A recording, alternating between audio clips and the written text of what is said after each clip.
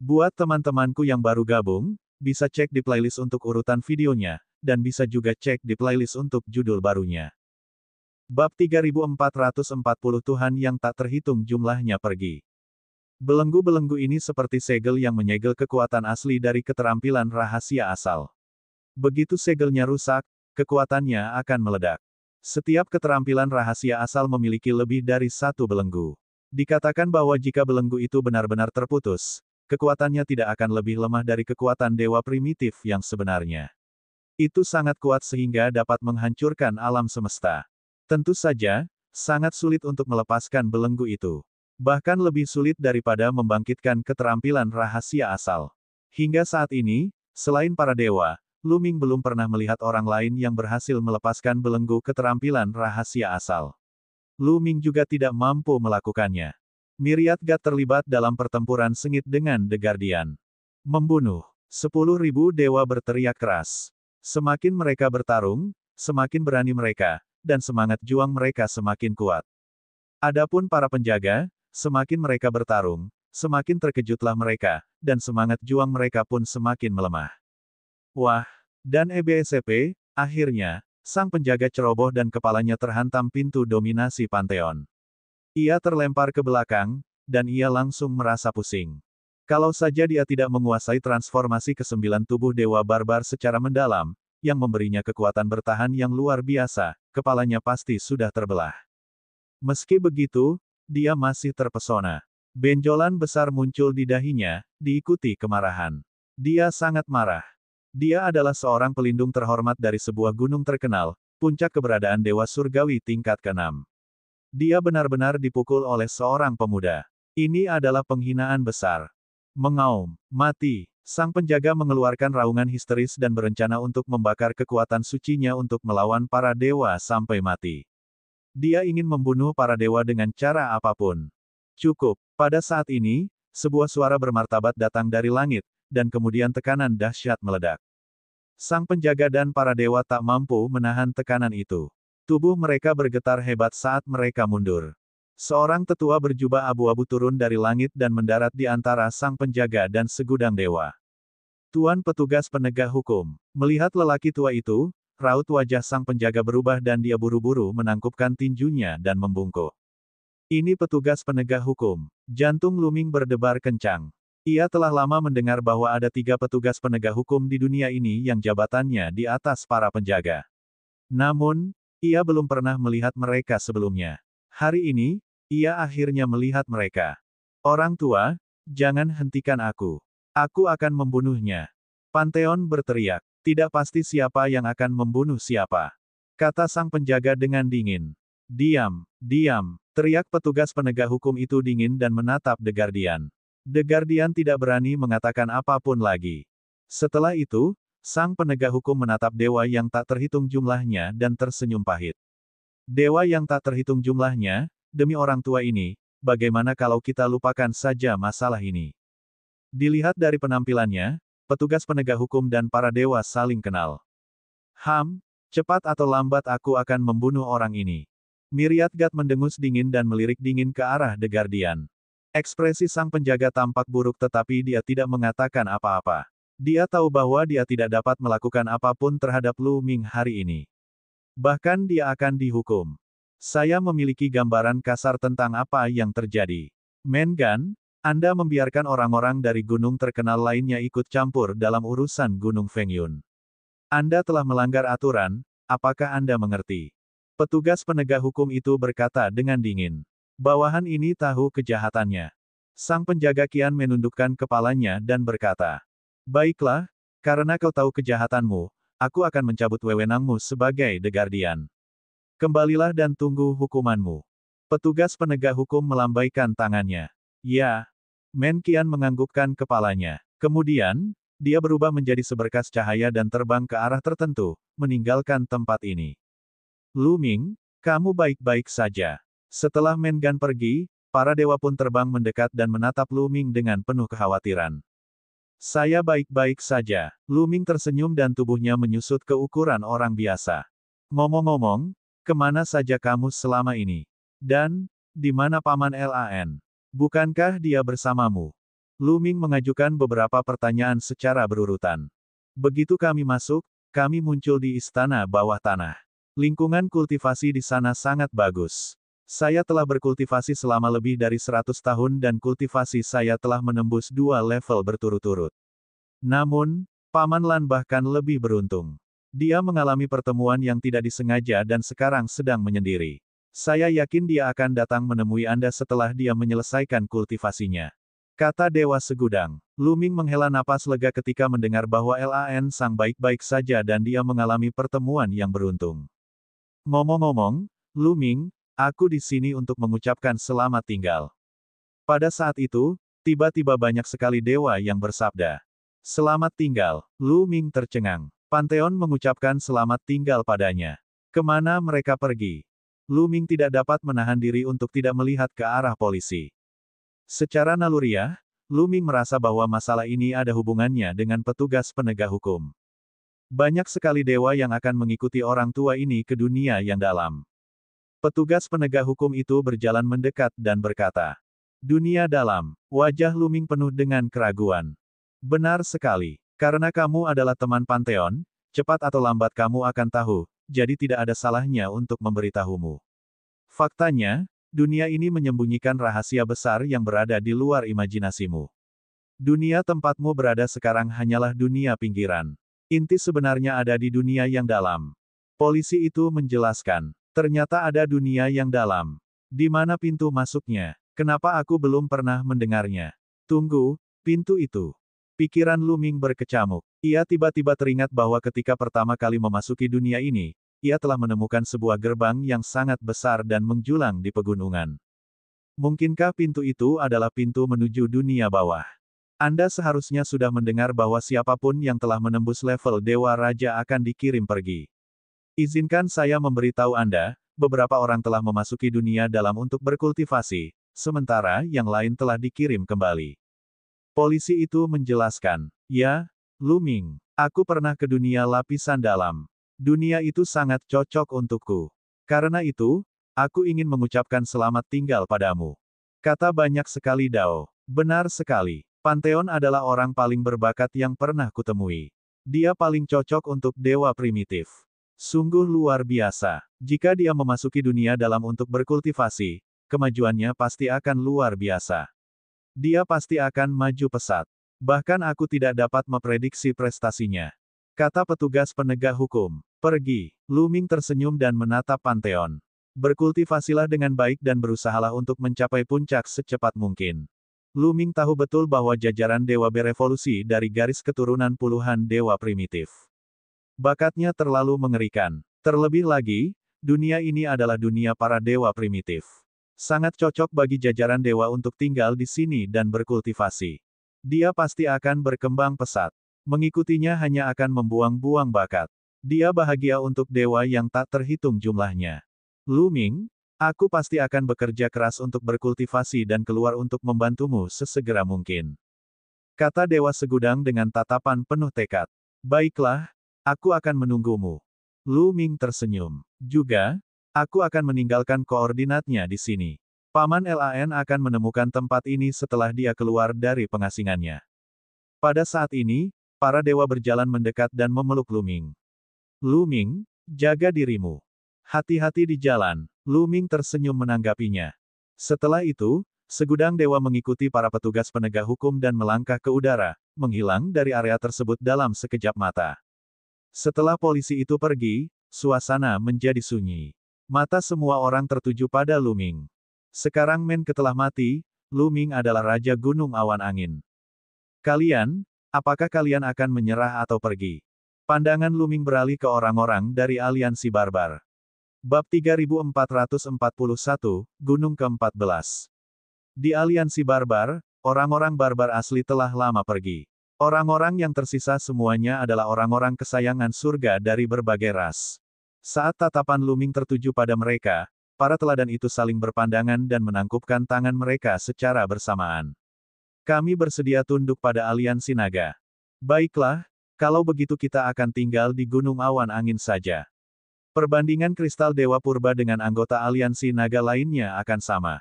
Kata Lu Ming. Adapun orang-orang di aliansi naga yang ingin menyerang Boyi, dia terlalu malas untuk menghadapinya. Di dunia ini, tidak ada yang namanya kesetiaan. Semua orang adalah mitra dan pejalan kaki. Begitu semua orang pergi, tidak ada yang bisa mengendalikan satu sama lain. Selama orang-orang ini bisa membantu Lu Ming memadatkan kristal-kristal dewa primordial, dia tak akan diganggu. Setelah itu, Lu Ming memberi perintah untuk memulai reorganisasi Gunung Fengyun. Seluruh Gunung Fengyun sepenuhnya berada di bawah kendali Lu Ming. Gunung itu disatukan dan menjadi gunung terkenal ke-12 yang disatukan. Pemimpin aliansi, Anda telah membunuh 3 wakil kepala suku Gunung Qitongshan. Waspadalah terhadap balas dendam kepala suku Gunung Qitongshan. Pada saat ini, Boyi terbang dengan ekspresi serius. Oh, pemimpin Gunung Qitongshan, bagaimana kekuatanmu? Lu Ming bertanya. Sangat kuat. Meskipun dia juga memiliki kultivasi puncak Raja Surgawi, tubuh surgawi primordialnya telah mencapai transformasi ke-9. Dia jauh di atas Menke dan yang lainnya. Dia pasti bisa membunuh Menke dan yang lainnya dengan mudah. Kata Boyi. Transformasi ke-9. Lu Ming bergumam. Tubuh dewa kunonya telah mencapai puncak bentuk ke-9. Jika dia bekerja sama dengan Qiu, dia mungkin bisa melawan kepala suku Gunung Qitong. Namun, dalam 30 tahun, gunung ke-14 yang legendaris akan dibuka. Oleh karena itu, semua kepala suku gunung berkultivasi dalam pengasingan, berusaha meningkatkan kekuatan mereka sehingga mereka dapat memperoleh kesempatan besar ketika gunung ke-14 dibuka. Kata Boyi, gunung ke-14, masih ada 14 gunung lagi. Lu Ming tertegun setelah mendengar itu. Bukankah hanya ada 13 gunung yang terkenal? Tuan Aliansi, apakah Anda belum pernah mendengarnya? Boyi terkejut. Lu Ming menggelengkan kepalanya. Ini adalah pertama kalinya dia mendengar tentang 14 gunung terkenal. Gunung ke-14 sangat unik. Benar-benar berbeda dari gunung lainnya. Gunung ini tertutup sepanjang tahun, dan baru terbuka setelah jangka waktu yang lama. Setelah dibuka, orang luar bisa masuk. Gunung ke-14 berbeda dari gunung lainnya. Ada banyak keberuntungan dan peluang di dalamnya. Kudengar seseorang pernah mengeluarkan darah segar dari roh dewa asli dan berhasil menembus batas transformasi ke-9 dari tubuh dewa asli. Dia memasuki level tak terduga lainnya dan memadatkan setetes darah roh dewa asli di tubuhnya, menyebabkan tubuh dewanya mengalami mutasi. Boyi menjelaskan. Darah dewa primitif. Pupil mata Lu Ming mengecil. Di dunia saat ini, tidak ada lagi dewa-dewi primitif, apalagi darah segar para dewa primitif. Ini adalah harta yang sangat berharga bagi mereka yang mengolah tubuh surgawi purba.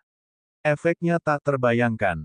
Mengapa ada darah segar? Apakah ada dewa purba yang hidup di gunung ke-14? Lu Ming bingung. Jika memang begitu, itu adalah berita yang mengejutkan. Boyi menggelengkan kepalanya dan berkata, tidak ada dewa primitif yang hidup. Namun, ada beberapa teori. Salah satunya adalah bahwa gunung ke-14 pernah melahirkan dewa primitif, tetapi sesuatu terjadi sebelum ia berkembang biak sepenuhnya.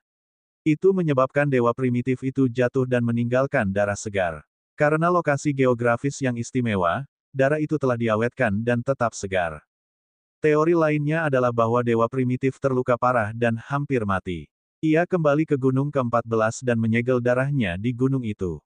Namun, ada banyak pendapat yang berbeda, dan sulit untuk mencapai teori yang seragam.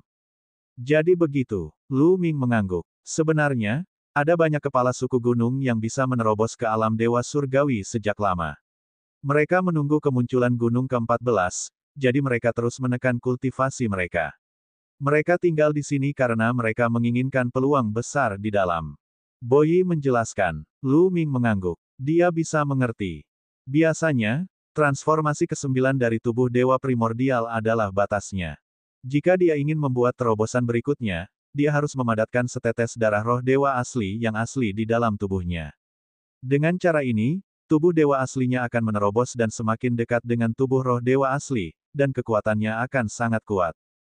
Akan tetapi, terlalu sulit untuk mengandalkan kultivasi sendiri.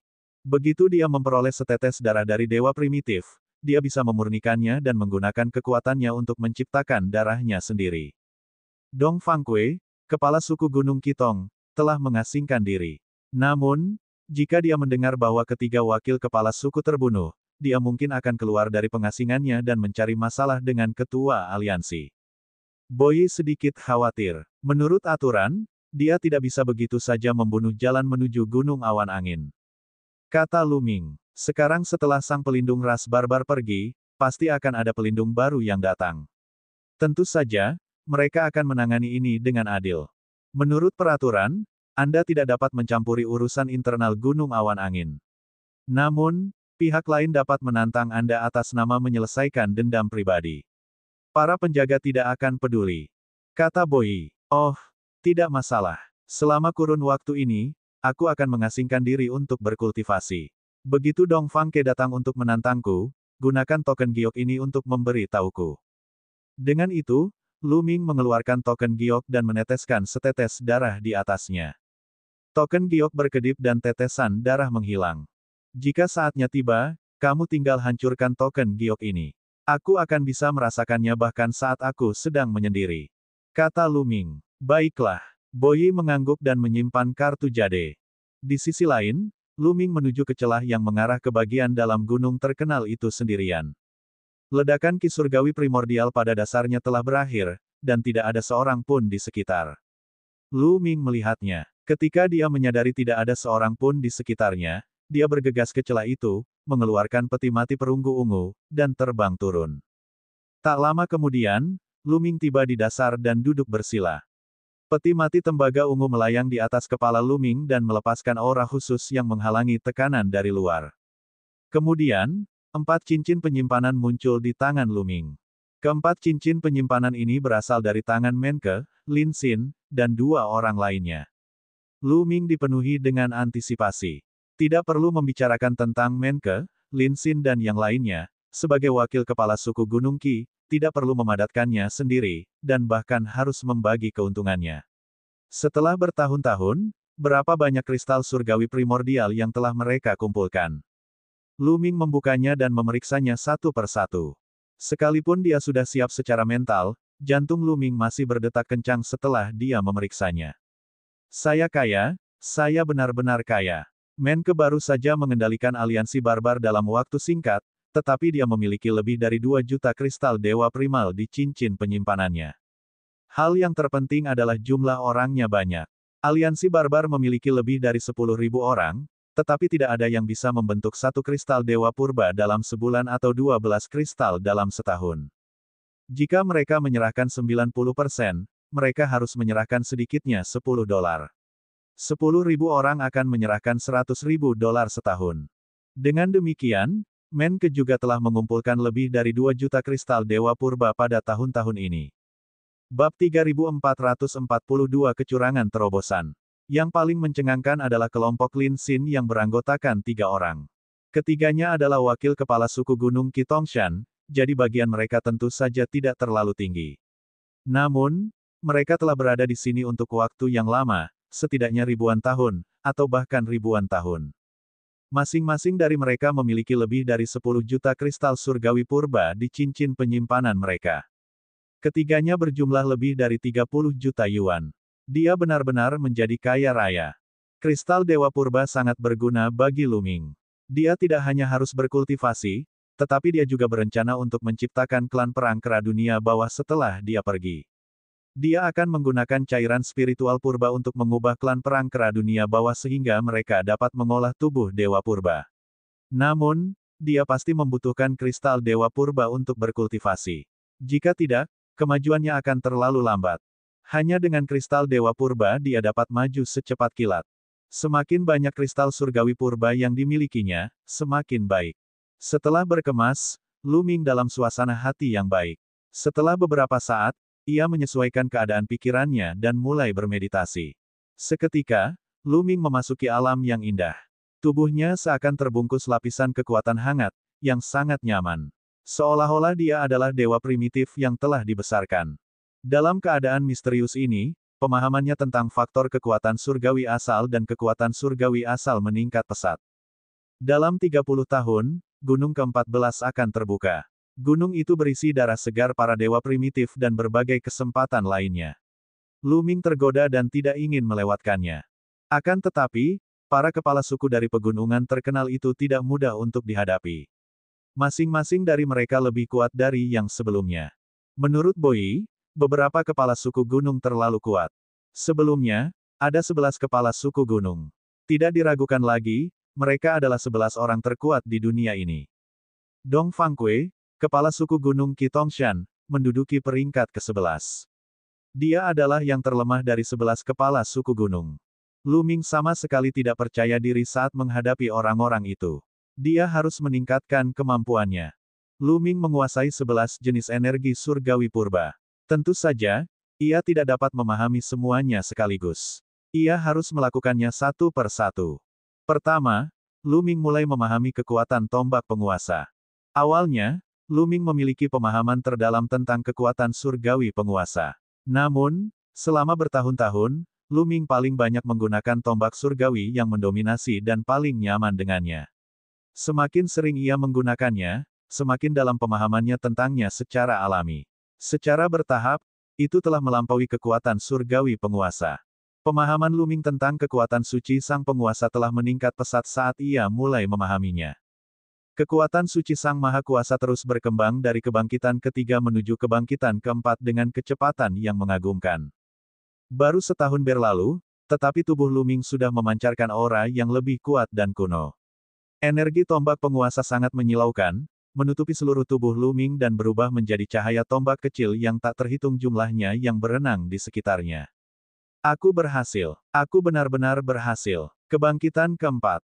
Lu Ming sangat gembira. Awalnya, meskipun ia memiliki pemahaman terdalam tentang kekuatan tombak overload, ia baru saja mencapai kebangkitan ketiga belum lama ini. Ia tidak tahu berapa lama waktu yang dibutuhkannya untuk mencapai kebangkitan keempat. Namun, baru 1 tahun berlalu dan kekuatan tombak overload Lu Ming telah mencapai kebangkitan keempat. Kecepatan ini terlalu mengerikan. Ini benar-benar curang. Lanjutkan, lanjutkan. Lu Ming menarik kembali kekuatan tombak penguasa dan mulai memahami kekuatan suci sang penguasa. Pada tahun yang sama atau lebih, kekuatan surgawi penguasa itu kembali bersinar dan mencapai kebangkitan keempat. Kemudian, itu adalah kekuatan surgawi bulan. Kecepatan kultivasinya terlalu mengejutkan. Berbagai kekuatan Sen pada tahap selanjutnya akan menembus rata-rata 1 kali setiap tahun. 10 tahun berlalu dalam sekejap mata. Lu Ming telah mencapai 4 kali kebangkitan dari 9 jenis kekuatan surgawi dan yang tersisa baginya hanyalah 2 jenis. Saat Lu Ming berada di sini selama 13 tahun, 2 jenis kekuatan suci yang tersisa semuanya telah mencapai kebangkitan keempat. Pada saat ini, ke-11 jenis kekuatan surgawi Lu Ming semuanya telah dibangkitkan 4 kali, menyebabkan kekuatannya meroket. Sekarang, meskipun tingkat kultivasiku masih di alam Raja Dewa tingkat ke-7, namun kekuatan dewaku tidak boleh lebih lemah daripada para Raja Dewa Puncak yang telah mengalami 4 kebangkitan. Lu Ming memperlihatkan senyum percaya diri. Sebelumnya, kekuatan surgawinya hanya bangkit 3 kali. Dia akan berada dalam posisi yang kurang menguntungkan melawan para Raja Dewa Puncak yang telah bangkit 4 kali. Kultivasinya lemah sejak awal, dan faktor kekuatan surgawi asal kebangkitannya juga lemah. Bahkan jika dia mengaktifkan formula karakter pertempuran yang meningkatkan kecakapan pertempurannya sebanyak 5 kali, itu masih belum cukup untuk menutupi celah ini. Dia masih harus bekerja sama dengan QQ untuk menutupi celah ini. Tetapi sekarang, dalam hal kultivasi dan kekuatan Sen, dia tidak lagi dirugikan. Sekarang, mari kita mulai memahami keterampilan rahasia asal-usul dan lihat apakah saya dapat memahami keterampilan rahasia asal-usul dengan kekuatan surgawi yang tersisa. Lu Ming merenung. Kini dia telah membangkitkan total 6 keterampilan rahasia asal, yaitu gerbang dominasi, tombak dewa yang mendominasi, pedang pemecah kekosongan, bulan yin yang ekstrim, matahari yang ekstrim, dan tanduk naga dewa yang tak terlupakan. Masih ada 5 jenis kekuatan surgawi yang belum membangkitkan keterampilan rahasia asal mereka, yaitu kekuatan surgawi iblis, kekuatan surgawi angin pemusnah, kekuatan surgawi langit misterius, kekuatan surgawi langit jahat, dan kekuatan surgawi mata dewa. Pertama, Lu Ming mempelajari kekuatan surgawi iblis. Sangat sulit untuk membangkitkan keterampilan rahasia asal. Setiap jenis kekuatan Sen tampaknya diselimuti lapisan kabut. Mereka tidak dapat dilihat dengan jelas atau disentuh. Namun, di lingkungan seperti itu, tampaknya ada kekuatan misterius yang menghilangkan kabut dan memungkinkan Lu Ming melihat hakikat suatu jenis kekuatan surgawi. Hanya dalam sebulan, Lu Ming telah berhasil. Ki Iblis memenuhi udara. Sebuah pedang batu, yang dipenuhi dengan Ki Iblis, melayang di atas kepala Lu Ming. Inilah asal-muasal keterampilan rahasia yang dibangkitkan oleh kekuatan suci iblis, pedang iblis langit. Lu Ming memegang pedang iblis langit di tangannya dan menebaskannya. Kilatan pedang yang besar menebas dinding, menimbulkan suara mendengung dan percikan api beterbangan ke segala arah. Tentu saja, dinding itu bukanlah sesuatu yang bisa ditembus Lu Ming. Dia bahkan tidak meninggalkan bekas apapun. Namun, Lu Ming sudah sangat puas. Kekuatan serangan pedang iblis langit sangat kuat dan memiliki kekuatan yang luar biasa dari jalur iblis. Lalu yang kedua adalah kekuatan suci pemusnah angin. Lu Ming menyimpan pedang iblis langit dan mulai memahami kekuatan suci pemusnah angin. Lingkungan kultivasi seperti ini sangat langka. Lu Ming tidak ingin membuang waktu. Dia memanfaatkan setiap momen untuk berkultivasi. Sebulan lagi berlalu, dan keterampilan rahasia asal kekuatan surgawi pemusnahan telah terbangun. Sepasang sepatu bot batu muncul, dikelilingi oleh angin sepoi-sepoi yang penuh dengan kekuatan penghancur. Sepatu bot penghancur angin adalah nama dari keterampilan rahasia asal ini. Mari kita uji kekuatannya. Jantung Lu Ming berdebar kencang. Sepatu bot penghancur angin terbang ke arah kakinya dan menyatu dengannya. Asyik, jantung Lu Ming berdebar kencang. Sosoknya meledak dan berubah menjadi seberkas cahaya. Kecepatannya mengejutkan dan dia muncul 10.000 mil jauhnya. Kecepatannya sungguh mengejutkan. Lu Ming sangat gembira. Ketika dia menggunakan sepatu bot penghancur angin, kecepatannya meningkat pesat. Jika dia menggunakannya dengan teknik Peng Kun Surgawi 9, kecepatannya akan meningkat lebih banyak lagi. Keterampilan rahasia asal yang telah dibangkitkannya sebelumnya sebagian besar bersifat ofensif. Dia memiliki cukup banyak cara ofensif. Sekarang setelah akhirnya ada keterampilan rahasia asal tambahan, dia tentu saja sangat gembira.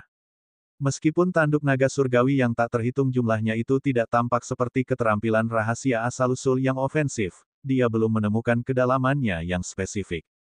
Terlebih lagi, dia bisa merasakan bahwa sepatu bot penghancur angin itu tidak hanya cepat, tetapi juga penuh dengan kekuatan penghancur. Kekuatan serangannya juga sangat mengejutkan.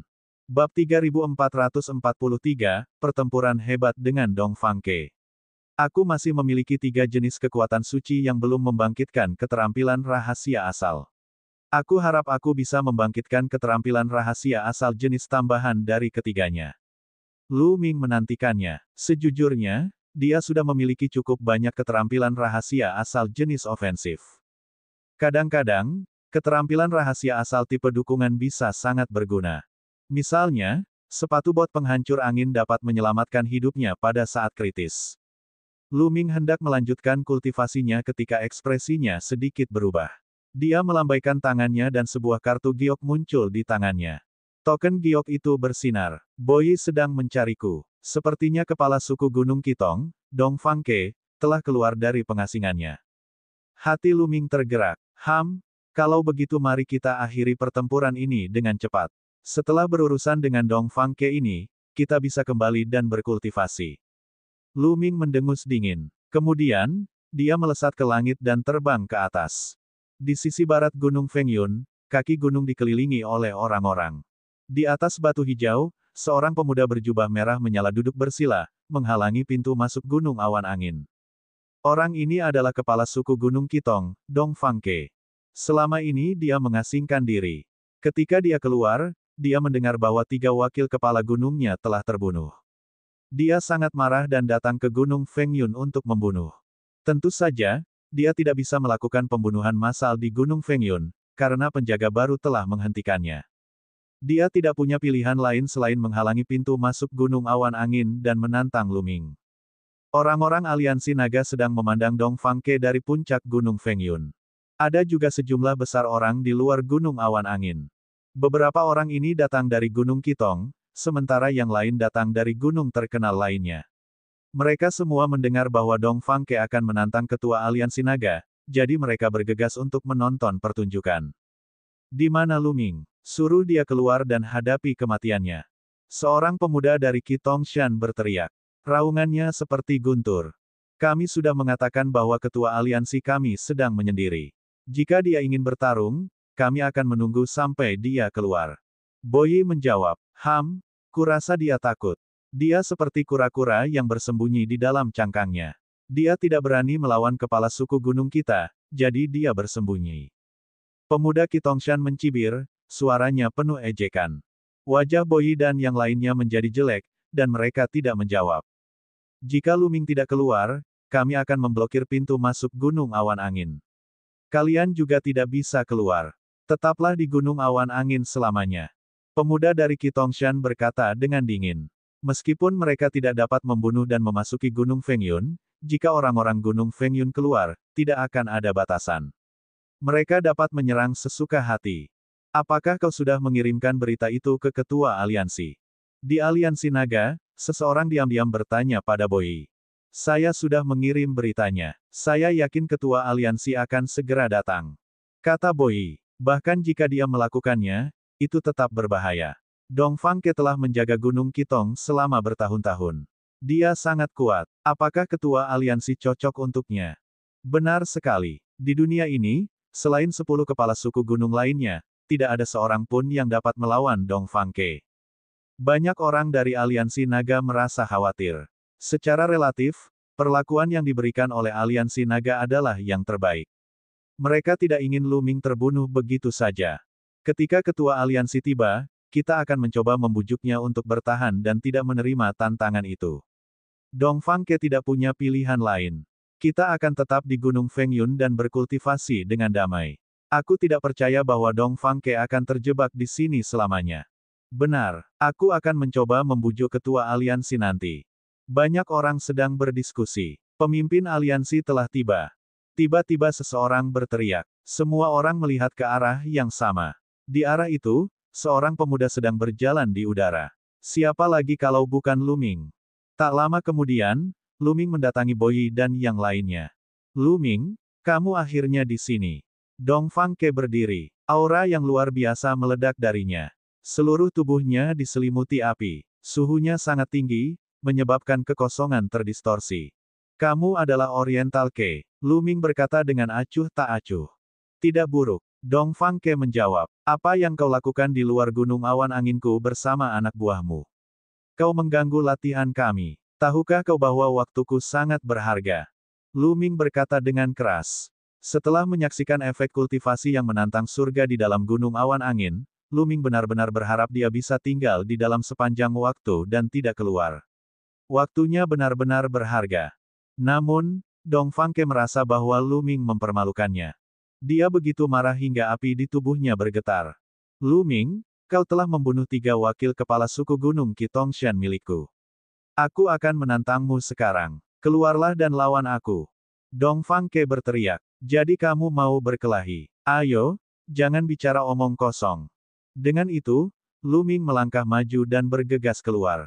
Tuan Aliansi. Banyak orang dari Aliansi Naga tercengang. Mereka ingin membujuk Luren untuk bersabar, tetapi sebelum mereka bisa mengatakan apapun, Luming telah bergegas keluar dengan tidak sabar seolah-olah dia sedang terburu-buru. Saat dia bergegas keluar, tombak Dewa Tirani itu mengembun di tangan Luming. Ketika dia pertama kali melihat Dong Fangke, dia sudah mengaktifkan formula pertempuran. Sekarang, dia telah berhasil mengaktifkan formula pertempuran untuk meningkatkan kekuatan tempurnya sebanyak 5 kali lipat. Ledakan. Tombak Dewa Tirani itu bagaikan gunung yang menekan Dong Fangke. Kekosongan itu bergetar hebat seolah-olah diremas oleh sesuatu. Itu bagaikan aliran air, menyapu ke kedua sisi. Busur api surgawi. Dong Fangke menjerit panjang dan kobaran api di tubuhnya semakin membesar. Pada saat yang sama, sebuah busur merah menyala muncul di tangannya. Dia menarik tali busur dan sebuah anak panah merah menyala menembus kehampaan, terbang ke arah Luming dengan kecepatan yang mencengangkan. Ledakan. Dan EBSP, anak panah berapi itu bertabrakan dengan tombak, menciptakan ledakan dahsyat seperti ledakan matahari. Api yang membakar menyebar ke segala arah. Dengan goyangan tombak, api pun terdorong menjauh. Keterampilan rahasia asal-usul untuk memanah. Tidak, itu hanya teknik rahasia biasa. Tatapan mata Luming berkedip. Pada saat ini, Dong Fangke terus menyerang. Kekuatan surgawinya melonjak liar dan busur panjangnya tiba-tiba membesar. Dengan desiran, lebih dari 10 anak panah besar terbang ke arah Luming. Raungan yang mengerikan bergema di udara, dan suhu langit dan bumi meningkat dengan cepat. Lu Ming mengacungkan tombak Dewa Tirani dan menyerang ke depan. Pada saat yang sama, pintu dominasi dan pedang penghancur kehampaan muncul dan menyerang Dong Fang Ke dari dua arah lainnya. Tatapan mata Dong Fang Ke berubah dingin. Dengan lambaian tangannya, anak panah itu dengan cepat mengubah arahnya dan berputar di udara, menghalangi gerbang penguasa dan pedang penghancur kekosongan. Dong Fang Ke memang seorang jenius yang tak tertandingi. Dia telah mengolah teknik rahasia biasa hingga tidak lebih lemah dari teknik rahasia asal. Tali busur bergetar terus-menerus. Kali ini, ratusan anak panah ditembakkan ke arah Lu Ming. Fenomena naga surgawi. Lu Ming melangkah maju dan 99 naga dewa bercakar 99 muncul di langit. Mereka menerkam ke depan dan menangkis semua anak panah. Jika sebelumnya, tidak akan semudah itu baginya untuk memblokirnya, karena Dong Fang Ke jelas telah terbangun 4 kali. Namun sekarang, 11 kekuatan surgawi Lu Ming juga telah terbangun 4 kali. Meskipun kultivasinya 2 tingkat lebih rendah, dia tetap memblokir semuanya. Tidak perlu mengujiku. Mari kita serius. Aku tidak punya waktu untuk disia-siakan denganmu. Lu Ming berkata dengan dingin. Ia menyatu dengan tombaknya dan menembus kedua anak panah itu. Ia kemudian menyerang Dong Fang Ke. Ekspresi Dong Fang Ke berubah. Tubuhnya bersinar seperti sinar api dan ia mundur puluhan ribu meter. Bab 3445 memutus belenggu. Suasana hening. Semua orang menatap Lu Ming dengan kaget. Lu Ming benar-benar menang. Sungguh kekuatan tempur yang mengerikan. Kekuatan tempur tingkat ini seharusnya cukup untuk masuk ke dalam 10 besar. Seperti yang diharapkan dari sebuah eksistensi yang dapat menyatukan gunung yang terkenal. Dia sesuai dengan namanya dan benar-benar mengerikan. Banyak orang membicarakan hal ini. Mata banyak orang dari gunung-gunung terkenal lainnya bersinar. Kekuatan tempur Lu Ming cukup untuk bersaing dengan 10 pembangkit tenaga listrik teratas. Mereka juga mendengar bahwa proporsi kristal surgawi primordial yang dikumpulkan oleh aliansi naga sangat rendah, jauh lebih rendah daripada gunung-gunung terkenal lainnya. Jika dia hanya mengambil 70%, dia bisa menyimpan 30%. Sedangkan untuk gunung-gunung terkenal lainnya, dia harus menyerahkan setidaknya 90%. Banyak dari mereka yang sedang membuat rencana dalam hati, mempertimbangkan apakah mereka harus mencari perlindungan pada Lu Ming. Lagi pula, dengan kemampuan Lu Ming saat ini, dia cukup kuat untuk melindungi mereka. Tuan Aliansi telah menang. Yang paling tidak bisa dipercaya adalah orang-orang dari Aliansi Naga. Lu Ming telah mengalahkan Dong Fang Ke, yang mana sungguh di luar dugaan mereka. Banyak dari mereka telah melihat kemajuan Lu Ming selangkah demi selangkah. Ia telah tumbuh terlalu cepat dan kecepatan peningkatannya terlalu mengerikan. Mereka semua jenius, tetapi dibandingkan dengan Lu Ming, mereka hanyalah sampah. Baiklah, sudah berakhir. Kalian semua boleh pergi. Lu Ming melambaikan tangannya dan terbang kembali ke Gunung Fengyun. Dia mengumpulkan kristal-kristal Dewa Purba yang telah dia kumpulkan selama bertahun-tahun. Setelah lebih dari 10 tahun, dia akan memperoleh penghasilan lebih dari 1 juta kristal Dewa Purba. Setelah menyimpannya, Lu Ming memerintahkan Bo Yi dan yang lainnya untuk kembali ke Gunung Fengyun untuk berkultivasi. Kemudian, Lu Ming terus mempelajari teknik rahasia asal. Masih ada 3 jenis kekuatan surgawi yang belum membangkitkan teknik rahasia asal. Kultivasinya berjalan sangat lancar, terutama karena lingkungan yang baik di pegunungan yang terkenal itu. Hanya dalam waktu setengah tahun, ia telah mengolah keterampilan rahasia asal dalam 3 jenis kekuatan surgawi yang tersisa. Kekuatan surgawi misterius adalah keterampilan rahasia asal yang dikembangkan Lu Ming. Itu disebut perisai surgawi misterius dan itu adalah perisai batu. Lu Ming sangat gembira. Ini adalah keterampilan rahasia asal pertahanan yang dapat menyelamatkan hidupnya di saat kritis. Ketika Lu Ming berubah menjadi tubuh Dewa Purba, meskipun pertahanannya mengejutkan, siapa yang akan mengeluh tentang memiliki pertahanan yang kuat? Tentu saja, semakin kuat pertahanan seseorang, semakin baik. Dengan cara ini, Lu Ming memiliki keterampilan rahasia asal yang menyerang, bertahan, dan kecepatan. Dia tidak memiliki kelemahan. Ini benar-benar tidak biasa. Orang harus tahu bahwa ini semua adalah keterampilan rahasia asal. Kekuatan mereka dapat dilepaskan secara maksimal dan potensinya tidak terbatas. Yang lainnya hanya bisa membangkitkan satu keterampilan rahasia asal. Keterampilan itu sangat unik dan mereka membutuhkan bantuan keterampilan rahasia biasa lainnya. Namun, keterampilan rahasia biasa tidak sekuat keterampilan rahasia asal, dan potensinya jauh lebih rendah. Apa yang harus saya kembangkan selanjutnya? Lu Ming mulai berpikir. Sekarang, dia telah membangkitkan semua 11 kekuatan suci sebanyak 4 kali dan semuanya telah membangkitkan keterampilan rahasia asal. Ada dua arah utama dalam pengembangannya. Salah satunya adalah terus memahami kekuatan Sen dan memahami faktor kekuatan Sen asal sehingga faktor kekuatan Sen asal dapat terus terbangun dan mencapai kebangkitan kelima. Namun, berpindah dari kebangkitan keempat ke kebangkitan kelima sungguh terlalu sulit. Perlu diketahui bahwa kesulitan setiap kebangkitan berlipat ganda beberapa kali. Dari kebangkitan ketiga hingga kebangkitan keempat, akan memakan waktu lebih dari setahun. Dari kebangkitan keempat hingga kelima, mungkin akan memakan waktu ratusan tahun. Benar, bahkan di tempat ini, butuh lebih dari 100 tahun. Di dunia luar, butuh waktu lebih lama lagi untuk terbangun 5 kali. Bagi yang lain, itu adalah dalam hal tahun-tahun yang luar biasa. Dan sekarang, hanya tersisa 16 tahun hingga pembukaan gunung ke-14. Jika dia terus mempelajari faktor kekuatan dewa asal, dia tidak akan memperoleh banyak dalam 16 tahun. Maka aku akan memahami asal-muasal keterampilan rahasia. Lu Ming membuat keputusannya. Ada 9 belenggu pada keterampilan rahasia asal, dan setiap kali satu dibuka, kekuatannya akan meningkat pesat. Lu Ming telah membangkitkan beberapa keterampilan rahasia asal seperti pintu dominasi dan tombak dewa yang mendominasi untuk waktu yang lama. Setelah bertahun-tahun, ia telah memahaminya ke tingkat yang lebih dalam. Ia mungkin dapat membuat terobosan. Pertama-tama aku akan memahami tombak dewa tirani. Lu Ming merenung. Lu Ming telah menggunakan tombak dewa yang mendominasi dan memiliki pemahaman terdalam tentangnya. Pintu dominasi adalah yang kedua. Dengan satu pikiran, tombak dewa yang mendominasi muncul di tangan Lu Ming.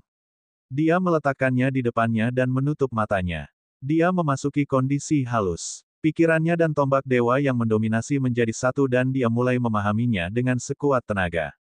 Pemahamannya tentang tombak dewa tirani telah meningkat pesat, tetapi masih sangat sulit baginya untuk melepaskan belenggu di atasnya. Waktu berlalu dengan cepat, tahun demi tahun.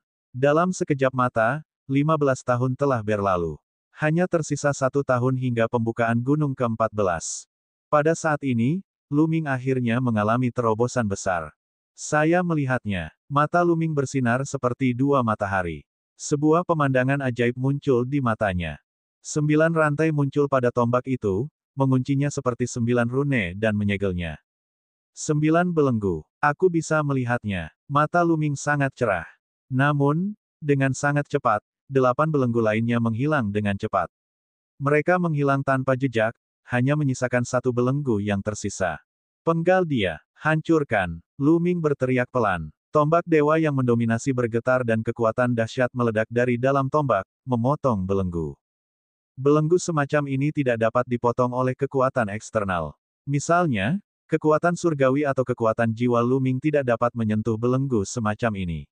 Hanya kekuatan keterampilan rahasia asal itu sendiri yang dapat menyentuhnya.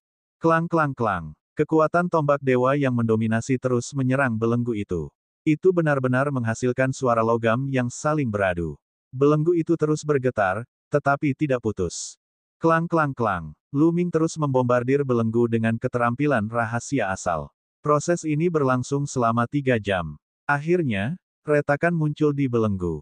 Segera, Lu Ming sangat gembira dan terus mengendalikan tombak dewa yang mendominasi. Klang klang klang. Dengan serangan terus-menerus Lu Ming, retakan pada rantai itu akhirnya membesar. 2 jam kemudian, rantai itu akhirnya putus dengan keras. Ledakan. Begitu tombak itu patah, tombak itu melayang dengan kekuatan yang menggemparkan. Sungguh kekuatan yang dahsyat. Kekuatan ini beberapa kali lebih kuat dari sebelumnya. Lu Ming sangat gembira. Begitu belenggu itu terlepas, seolah-olah kekuatan yang tersegel dalam tombak dewa yang mendominasi itu telah dilepaskan. Lu Ming memegang tombak dewa tirani dan mengayunkannya dengan santai. Sebuah ledakan terdengar di kehampaan, mengeluarkan lolongan yang mengerikan. Haha, kekuatanku meningkat 1 level lagi. Lu Ming sangat gembira. Dengan salah satu belenggu tombak dewa tirani yang patah, kekuatan Lu Ming tidak diragukan lagi telah meningkat secara dramatis. Jika dia melawan Dong Fangke sekarang, dia pasti akan dapat membunuhnya dengan mudah. Sekarang, Lu Ming akhirnya memiliki kepercayaan diri untuk bertarung melawan kepala suku gunung yang berada di peringkat 10 besar. Dia mendengar bahwa para kepala suku gunung di 10 besar, beberapa dari mereka sangat menakutkan, mencapai batas dalam semua aspek. Sebenarnya, mereka bisa saja menerobos ke alam dewa surgawi sejak lama. Hanya saja mereka telah menekannya. Orang-orang ini memiliki segala macam cara yang mengerikan. Itu normal bahkan jika beberapa dari mereka telah memutuskan belenggu keterampilan rahasia asal. Lu Ming tidak akan meremehkan para pahlawan dunia. Bab 3446, Murong Kyushui. Masih ada 1 tahun lagi. Mari kita pelajari gerbang dewa terlebih dahulu. Lu Ming menyingkirkan tombak dominasi dan mulai mempelajari pintu para master.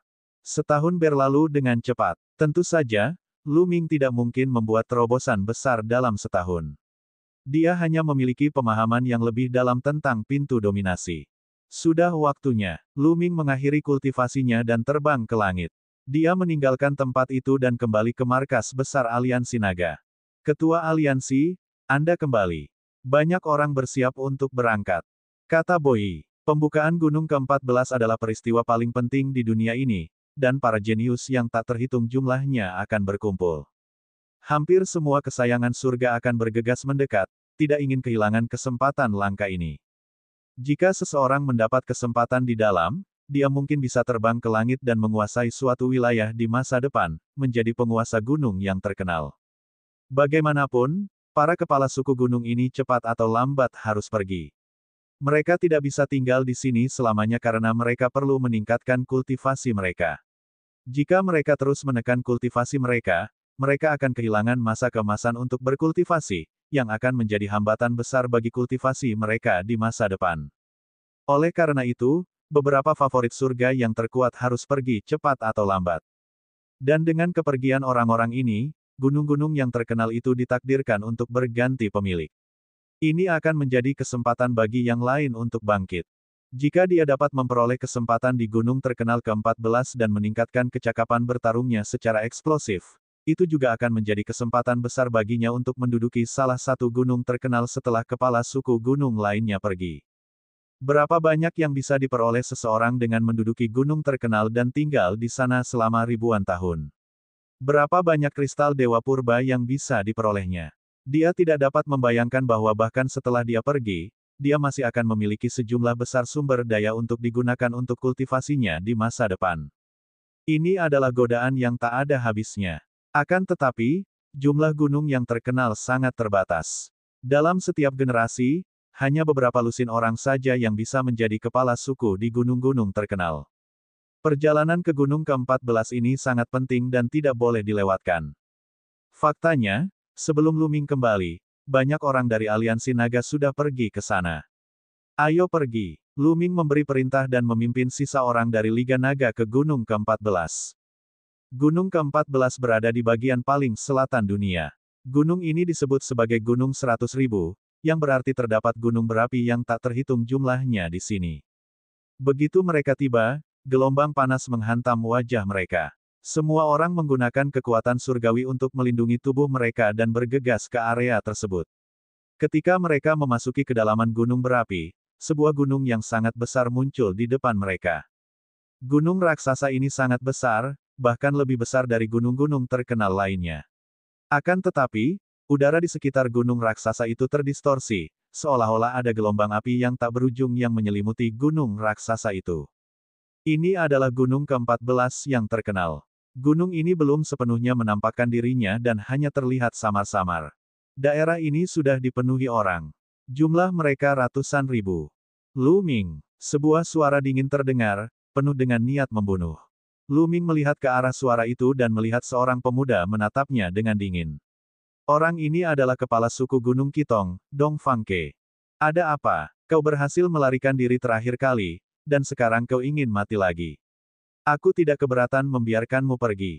Lu Ming mencibir. Kata-kata yang sangat penting. Siapa yang bisa kau bunuh? Pada saat ini, sosok lain muncul. Sosok itu adalah seorang pemuda yang muncul di samping Dong Fangke. Orang ini juga mengenakan jubah merah menyala. Penampilannya sebenarnya sangat mirip dengan Dong Fangke. Master Aliansi, pria ini bernama Dongfang Tianque. Dia adalah kakak laki-laki Dongfang Ke dan kepala suku gunung dari gunung terkenal lainnya. Dia juga satu-satunya pasangan bersaudara di dunia ini. Mereka masing-masing menempati gunung terkenal. Selain itu, pria ini sangat kuat. Dia berada di peringkat ke-6 di papan God King. Boyi menjelaskan. Lu Ming tiba-tiba mengerti. Jadi dia adalah kakak laki-laki Dongfang Ke. Tidak heran mereka terlihat sangat mirip. Apa salahnya? Kalau kamu mau membela saudaramu, hati-hati atau kamu akan menjadi burung pipit panggang. Lu Ming tersenyum tipis. Nak, aku akan mengampuni nyawamu untuk saat ini, tapi saat kita memasuki pegunungan yang terkenal itu, jangan biarkan kami bertemu denganmu. Dongfang Tianque berkata dengan dingin. Tentu saja, dia tidak berani bergerak di sini, karena ada kepala suku gunung lainnya yang hadir.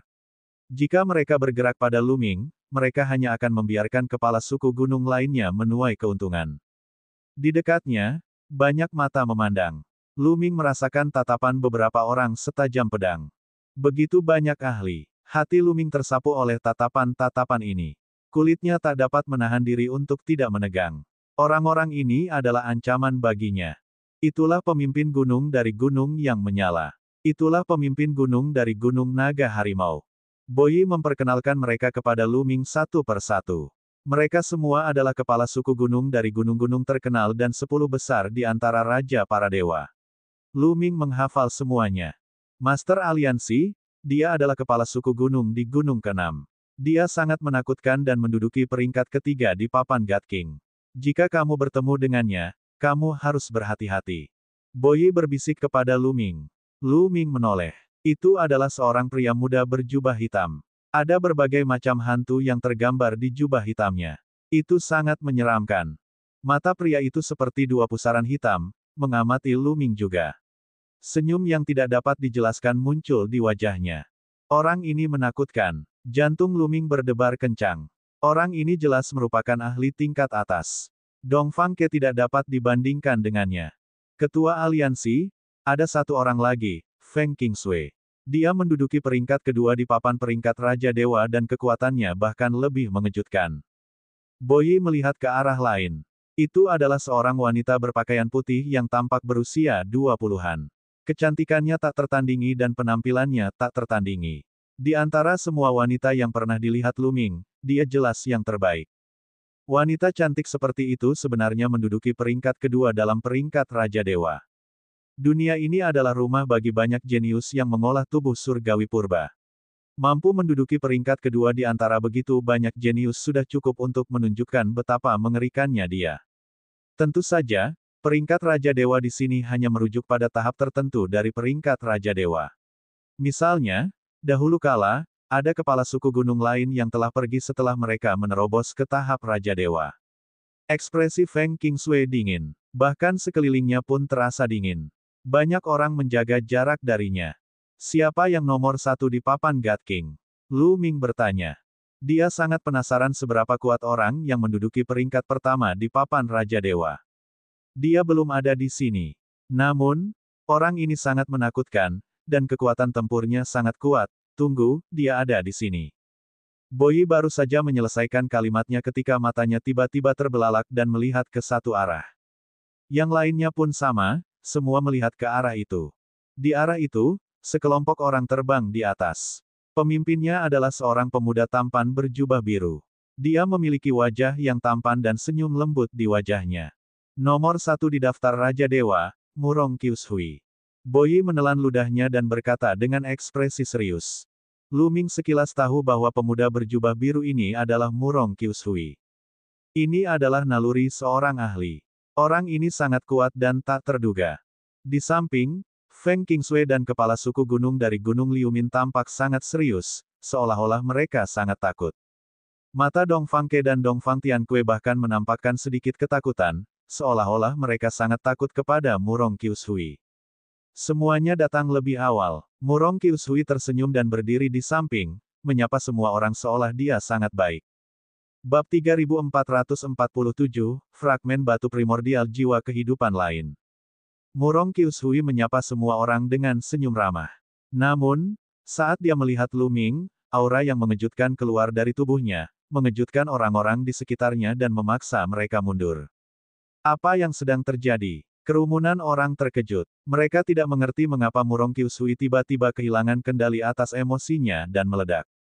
Tatapan mata Murong Kyushui bagaikan kilat saat dia menatap Lu Ming, seolah ingin melihat apa yang ada di dalam dirinya.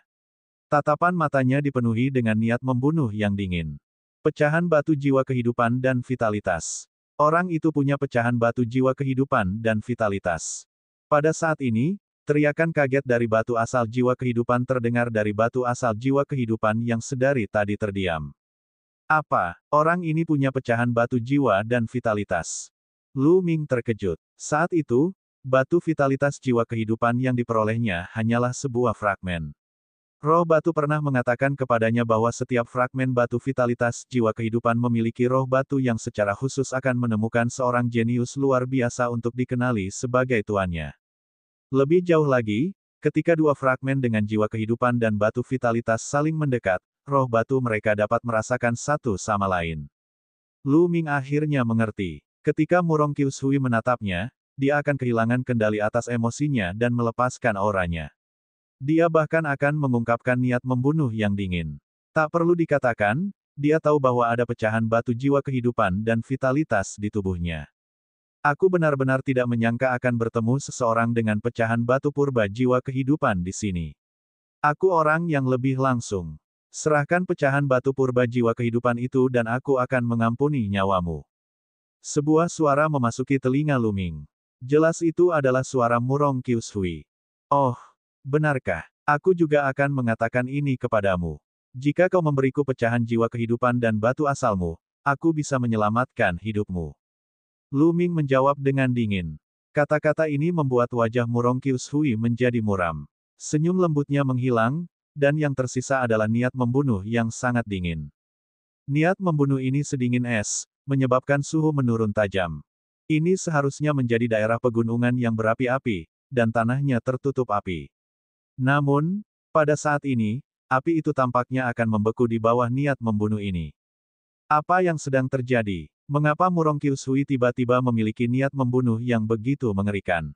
Orang-orang di sekitar terkejut dan mundur. Pembicaraan antara Lu Ming dan Murong Kyushui dilakukan melalui telepati, jadi mereka tidak mengetahuinya. Bagus sekali, bagus sekali. Murong Kyushui menatap Lu Ming dan berkata, sangat bagus dua kali. Semenjak sang jenius teratas menerobos ke alam dewa surgawi dan diusir, semenjak ia duduk di kursi nomor 1 dalam daftar peringkat Raja Surgawi, sudah lama sekali tidak ada orang yang berani berbicara kepadanya seperti itu di dunia ini. Bahkan makhluk tingkat kedua dan ketiga pun tidak akan berani melakukan hal itu. Dialah orangnya. Banyak orang memandang Lu Ming dengan bingung. Jelaslah bahwa niat membunuh Murong Kyushui ditujukan pada Lu Ming. Tapi mengapa Murong Kyushui mengincar Lu Ming? Anak ini telah menyinggung Murong Kyushui. Sepertinya kita tidak perlu melakukan apapun. Dongfang Ke dan Dongfang Tiankue mencibir. Sepertinya selama ini aku menyendiri, dan beberapa orang tidak menganggapku serius lagi. Baiklah, aku bisa melatih ototku sebelum memasuki gunung ke-14. Suara dingin keluar dari mulut Murong Kyushui. Kemudian, aliran air muncul di tangannya. Aliran air itu menggeliat dan berubah menjadi pisau terbang. Suara mendesing. Murong Kyushui melambaikan tangannya dan pisau terbang itu berubah menjadi seberkas cahaya, terbang menuju Lu Ming.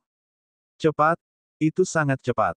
Dia hanya merasakan kilatan cahaya dan pisau terbang itu sudah dekat dengannya, menembus ruang di antara kedua alisnya. Kecepatannya begitu cepat sehingga Lu Ming tidak dapat menggunakan keterampilan rahasia asalnya untuk memblokirnya tepat waktu. Pada saat kritis, Lu Ming hanya bisa mengangkat tangannya dan memblokir gelabelannya. Dentang. Belati terbang itu menebas gelang di pergelangan tangan Lu Ming. Gelang itu berubah dari kiu-kiu. Dengan suara keras, gelang itu hampir hancur berkeping-keping. Lu Ming merasakan kekuatan yang mengguncang bumi datang dari pergelangan tangannya. Tubuhnya terlempar ke belakang seperti bola meriam, terbang ribuan mil sebelum dia bisa menstabilkan dirinya. Kekuatan yang luar biasa. Lu Ming merasakan nyeri yang tajam di lengannya, seolah-olah tulangnya akan patah. Pihak lain bahkan belum menggunakan tubuh surgawi primordialnya. Itu hanya pisau terbang yang terbentuk dari aliran air, dan kekuatannya sudah sangat mengerikan. Nomor 1 di papan God King memang menakutkan. Jadi, Itu makhluk hidup dari logam. Apakah menurutmu makhluk hidup dari logam bisa diandalkan untuk bertahan hidup? Kalau begitu, kita akan bunuh makhluk hidup dari logam itu juga. Kata Murong Qiushui acuh tak acuh. Dia sangat sombong. Qi yang mengerikan menyebar dari tubuhnya. Beberapa aliran air muncul, siap menyerang. Ledakan, ledakan, ledakan. Pada saat ini, ledakan dahsyat datang dari gunung ke-14. Gunung ke-14 bergetar terus-menerus. Kehampaan di sekitarnya bergetar saat gemuruh yang mengerikan terdengar. Awalnya, udara di sekitar gunung ke-14 terdistorsi, tetapi pada saat ini, udara telah sepenuhnya menghilang. Semuanya menjadi tenang. Dari kejauhan, orang bisa melihat gunung-gunung menjulang tinggi di antara langit dan bumi. Gunung ke-14 terlalu besar. Gunung itu membentang tanpa akhir. Puncak-puncak di sekitarnya menjulang tinggi ke awan. Puncak utama di tengahnya seperti burung bangau yang berdiri tegak dan sekawanan ayam yang menembus awan. Gunung ke-14 telah terbuka. Mata semua orang berbinar. Sua-sua-sua. Tiba-tiba, banyak sekali orang bergerak. Mereka berubah menjadi garis-garis cahaya dan bergegas ke bagian dalam gunung yang terkenal itu, seolah-olah mereka takut akan selangkah lebih lambat dari yang lain.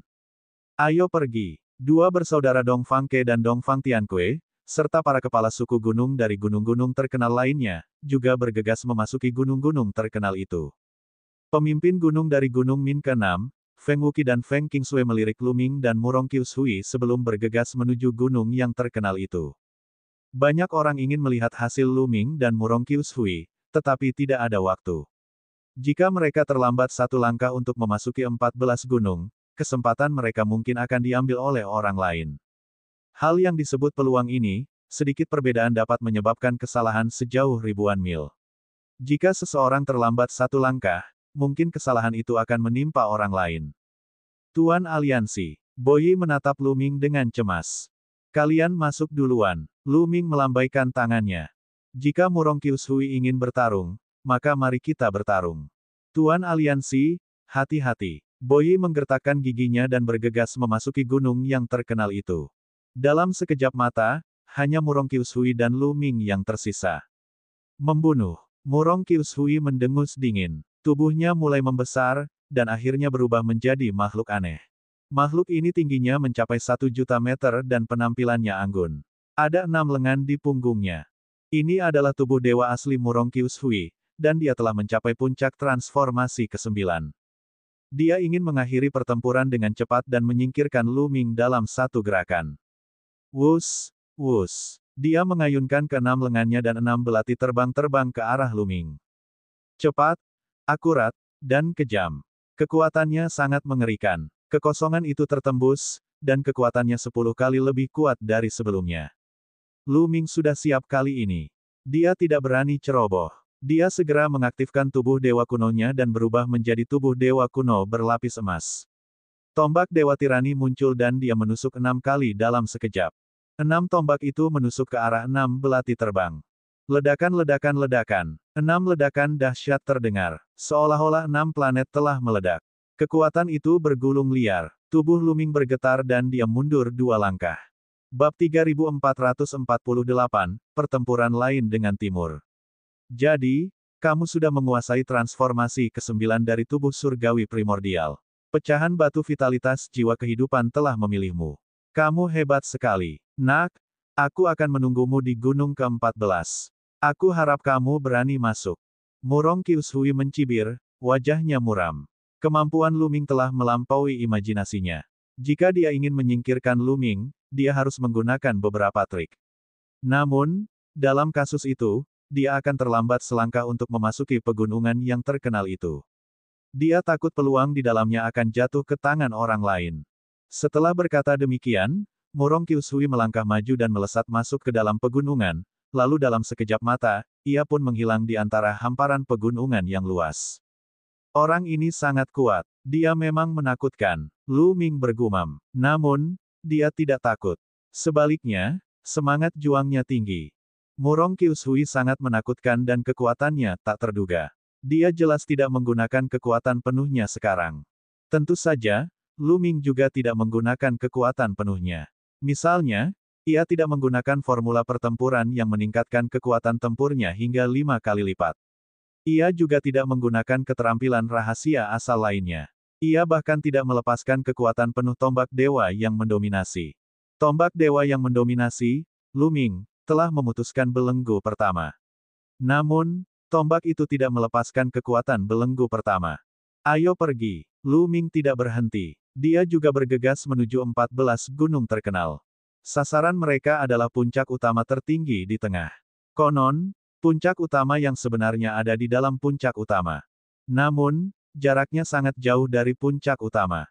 Bukan hanya ke-14 gunung itu dipenuhi dengan api yang mengerikan dan suhu tinggi, tetapi juga ada tekanan kuat yang membuat kecepatannya menjadi sangat lambat. Tidak mudah untuk terbang ke puncak utama. Ratusan ribu orang terbang ke pegunungan yang luas dan menghilang sepenuhnya.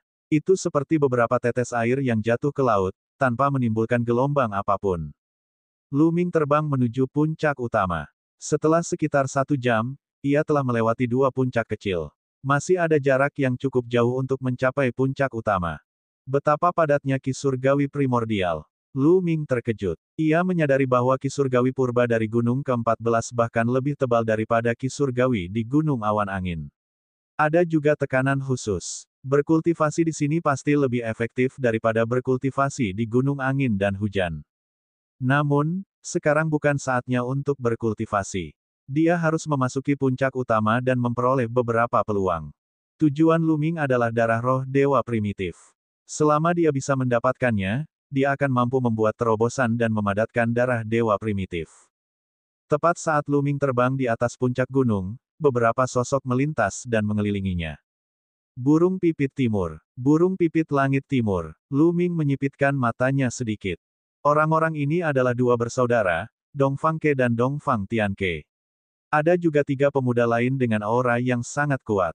Lu Ming berspekulasi bahwa mereka adalah tokoh setingkat wakil kepala suku gunung. Lu Ming, aku tidak menyangka kau seberuntung itu. Kau benar-benar selamat di tangan Murong Qiushui. Mata Dong Fangke dingin. Tampaknya Murong Qiushui sedang terburu-buru untuk memasuki 14 gunung, jadi dia membiarkannya pergi. Namun, keberuntunganmu telah berakhir. Kamu telah bertemu dengan kami. Hari ini, kami akan mengantarmu pergi. Dong Fang Tianque berkata dengan suara dingin. Apakah kau pikir kau bisa membunuhku? Lu Ming mencibir dan menatap Dong Fangke dengan jijik. Dia mencoba mengatakan bahwa dia mencari masalah lagi. Lu Ming, kukatakan padamu, kekuatan kakakku jauh di atasku. Selain itu, ini adalah wilayah vulkanik. Kau akan ditekan di sini, dan kami akan menjadi lebih kuat. Hari ini adalah hari kematianmu. Dong Fangke berteriak keras. Tubuhnya membesar dengan cepat dan berubah menjadi tubuh dewa purba. Pada saat yang sama, yang lainnya juga mengambil tindakan dan berubah menjadi tubuh dewa asli mereka. Tidak diragukan lagi bahwa tubuh dewa primitif Dong Fang Tianque juga berada pada transformasi ke-9, dan itu adalah batas transformasi ke-9. Salah satu dari 3 wakil kepala suku gunung lainnya juga telah mengolah tubuh dewa purba ke bentuk ke-9. Sepertinya dia berada di tahap awal bentuk ke-9. Mereka berlima menyerang Lu Ming pada saat yang sama dan melancarkan serangan. Gelombang api tak berujung menyapu, ingin mengubah Lu Ming menjadi abu. Tombak Dewa Tirani muncul di tangan Lu Ming. Dia menusukkan tombak itu ke depan dan 5 cahaya tombak muncul, menusuk ke arah 5 orang itu. Ledakan-ledakan-ledakan. Terdengar 5 kali ledakan berturut-turut, dan keempat sosok itu terpaksa mundur. Namun, Dong Fang Tianque tidak mundur, tetapi tubuhnya bergoyang. Sungguh kekuatan surgawi yang kuat. Kekuatan surgawi burung pipit langit timur ini sangat kuat. Itu adalah metode kultivasi kuno. Jantung Lu Ming berdebar kencang. Ia menyadari bahwa kekuatan surgawi Dong Fang Tianque sangat kuat. Ia dapat dengan jelas merasakan bahwa lawannya memiliki 2 jenis kekuatan surgawi. Metode penanaman kuno. Dong Fang Tianque juga telah mengembangkan metode kultivasi kuno dan memiliki 2 jenis kekuatan surgawi. Ini adalah anak ajaib kedua yang Lu Ming temui yang mengolah teknik kultivasi kuno. Yang pertama adalah jenius nomor 1 dari keluarga Dewa Perang Dinasti Suci Kekosongan Besar, Chu Chengkong. Terlebih lagi, Lu Ming menyadari bahwa metode kultivasi kuno dalam mengolah banyak jenis kekuatan surgawi sangat berbeda dari mengolah mantra Dao universal. Mengolah kitab 1000 Dao Qian Kun memungkinkan seseorang untuk mengolah banyak jenis kekuatan Sen. Namun, kekuatan masing-masing kekuatan Sen, seperti ukuran inti bintang, sama dengan kekuatan orang biasa. Namun, hasil dari kultivasi kuno adalah inti bintang menjadi lebih besar daripada orang biasa dan setiap jenis kekuatan Sen lebih kuat dan padat. Meskipun Dongfang Tianque hanya mengolah 2 jenis kekuatan dewa, kekuatan-kekuatan dewanya setidaknya sebanding dengan 3 atau 4 jenis orang biasa. Ini membuat kekuatannya sangat mencengangkan. Inikah kekuatanmu? Mati! Hancurkan! Teriak Dongfang Tianque saat sayapnya membelah langit bagai 2 bilah pedang dewa. Aku akan membunuh adikmu terlebih dahulu dan membiarkanmu hidup sedikit lebih lama. Suara dingin Luming terdengar di telinga Dongfang Tianque. Kemudian, sepasang sepatu tempur batu muncul dan menyatu dengan kaki Luming. Dia melangkah maju dan menghilang dalam sekejap. Pada saat berikutnya, dia muncul di depan salah satu wakil kepala suku gunung. Ledakan. Luming mengaktifkan peningkatan 5 kali lipat dalam formula pertempuran dan berubah menjadi tubuh dewa kuno berlapis emas pada saat yang sama. 11 jenis kekuatan surgawi meledak dan dia menusukkan tombaknya ke salah satu kepala suku wakil gunung. Cepat, dia terlalu cepat. Ditambah dengan sepatu bot penghancur angin, kecepatan Luming sangat cepat. Darah berceceran di mana-mana saat dahi wakil Raja Gunung tertusuk. Jiwanya hancur dan dia tewas di tempat. Setelah membunuh wakil penguasa gunung ini, sosok Luming berkedip dan menyerang wakil penguasa gunung lainnya. Gerbang dominasi ditekan ke bawah, dan pedang penghancur kehampaan tiba lebih dulu. Wakil penguasa gunung ini ketakutan dan mengerahkan seluruh kekuatannya untuk memblokir gerbang dominasi dan pedang penghancur kehampaan. Namun, Luming telah tiba, dan pihak lain tidak dapat lagi melawan dan terbunuh dengan satu tombak.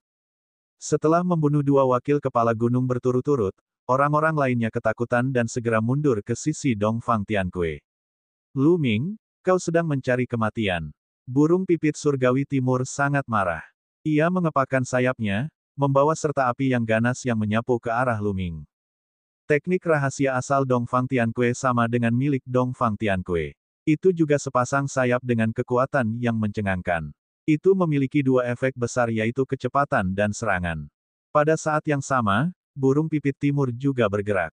Dengan kepakan sayapnya, anak panah yang tak terhitung jumlahnya terbang ke arah Luming.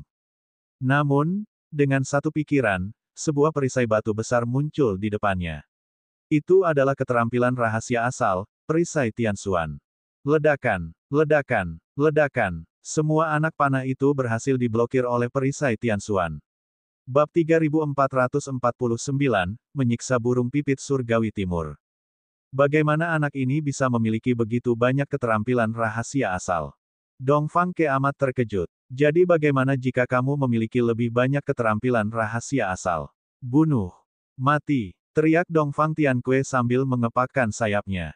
Seperti bilah pedang surgawi, dia menebas perisai Tianxuan, menyebabkannya meledak dengan ledakan dahsyat. Asyik, sosok Luming berkedip dan muncul di depan wakil kepala gunung ketiga. Dia menendangnya. Wakil penguasa gunung ini sangat kuat. Ia juga telah mengolah transformasi ke-9 dari tubuh Dewa Purba dan tidak jauh lebih lemah dari Dongfang Ke. Ia juga merupakan salah satu dari 30 teratas dalam daftar peringkat Raja Dewa. Dia meraung marah dan melancarkan pukulan, berbenturan dengan tendangan Luming.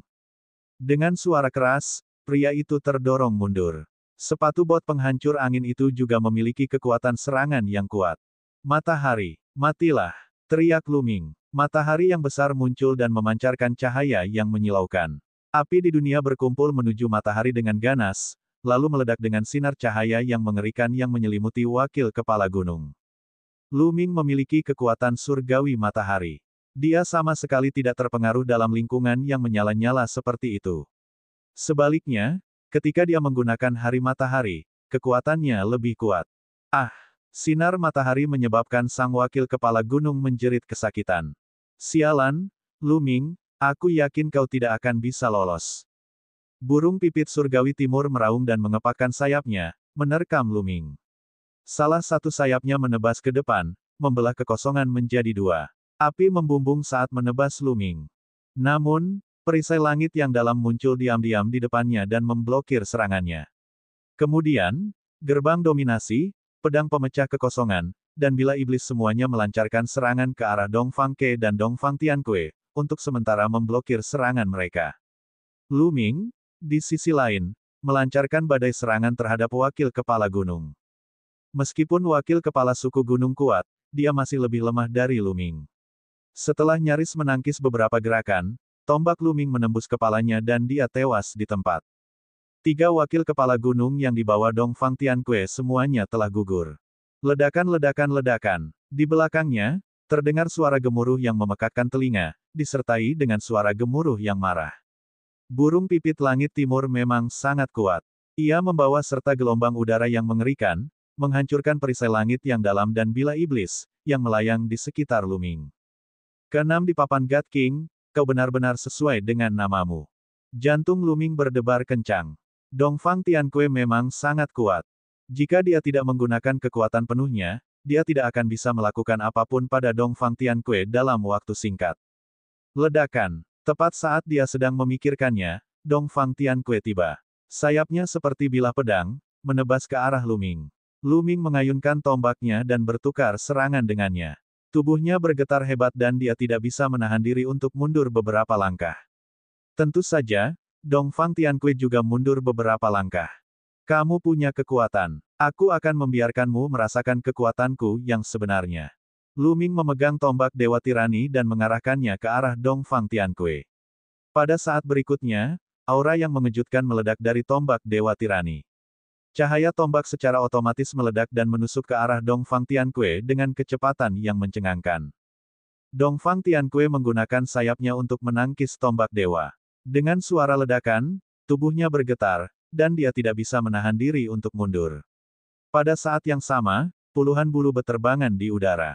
Memutuskan belenggu. Keahlian rahasia asal-usulmu memutuskan belenggu. Bagaimana ini bisa terjadi? Dongfang Tianque meraung tak percaya. Sangat sulit untuk melepaskan belenggu dengan keterampilan rahasia asal. Sejauh yang dia tahu, hanya 2 atau 3 orang di dunia ini yang berhasil melakukannya. Lu Ming juga telah memutuskan belenggu itu. Ini terlalu mengerikan. Adik kecil, cepat pergi. Burung pipit surgawi timur mengeluarkan raungan keras, berbalik, dan berlari. Kekuatan Lu Ming sudah mengejutkan sejak awal. Selain itu, ia telah memutuskan belenggu itu dengan keterampilan rahasia asalnya. Ia tahu bahwa bahkan dengan bantuan Dongfang Ke, mereka jelas bukan tandingan Lu Ming. Ia harus melarikan diri dengan cepat. Faktanya, reaksi Dongfang Ke bahkan lebih cepat daripada reaksi Dongfang Tianque. Begitu Dongfang Tianque membuka mulutnya, Dongfang Ke sudah berbalik dan berlari.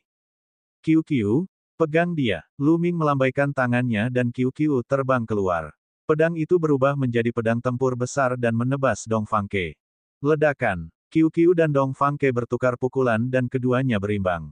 Dalam pertarungan dengan level yang sama, Qiu mungkin bukan tandingan Dongfang Ke.